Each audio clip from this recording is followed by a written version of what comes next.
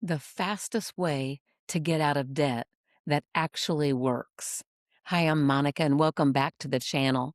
Today, we're going to talk about if you've tried to get out of debt and failed, it's probably not because you're bad with money. Most people really start strong and they get gung ho. This is on anything, whether it be a diet, cutting down, going to the gym.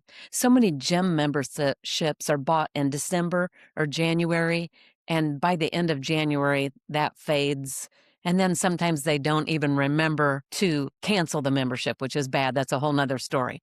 But if you've tried to get out of debt and failed, it's not because you're bad with money. It's because you lose momentum, and that's where you lose.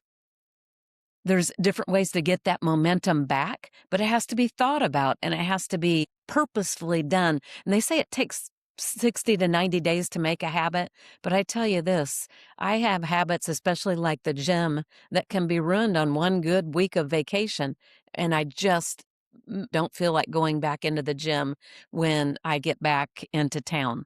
So it's not really time, but it's a mental thing that you have to get over here. Behavioral research referenced by Morningstar shows that small wins increase follow through significantly.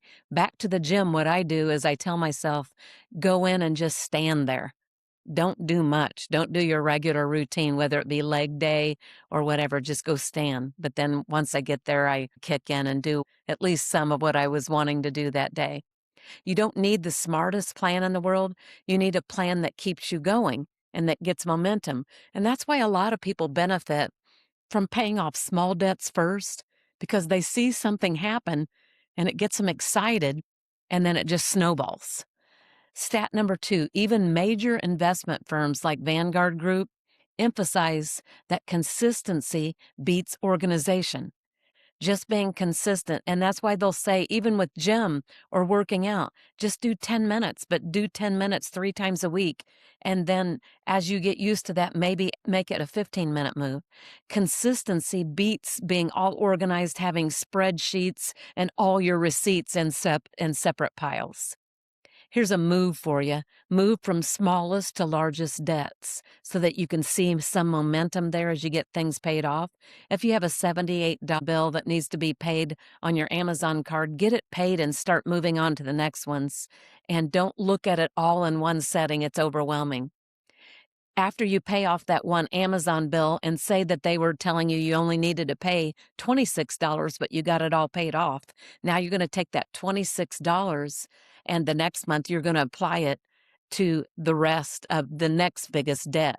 And the minimum payment goes out on everything. You don't want late charges and that type of stuff. So the minimum payment every month goes out on all the cards or all the debts. But just attack one thing at a time so that you can get some momentum. Me and my husband did this, and it started all one night when I couldn't afford a pizza. And we both had jobs, and they were pretty decent jobs. It was on a Wednesday night. I got paid on Friday, and he gets paid once a month. And I couldn't get the pizza ordered until I tapped into my measly savings account, and I wasn't going to do it. So we cooked frozen pizza that night. But it got me thinking, I don't want to live this way. I work too hard to live this way. If I want to buy a pizza, I need to be able to buy a pizza. And so I got started on learning everything I could about finances. And I can tell you that I have a lot of tips and tricks to share with you that will help you. And I've taken what I needed from different plans and I made my own 4-step plan, which I think is super simple to follow if you put yourself to it. And I wrote it and put it in a book called Girls Just Want to Have Funds, and it's available on Amazon. If you like this and you want more tips on budgeting, saving, reducing clutter, reducing bills, and saving for your retirement, subscribe to this channel, Alan Money Talks, where we'll work together to reframe our thinking around money.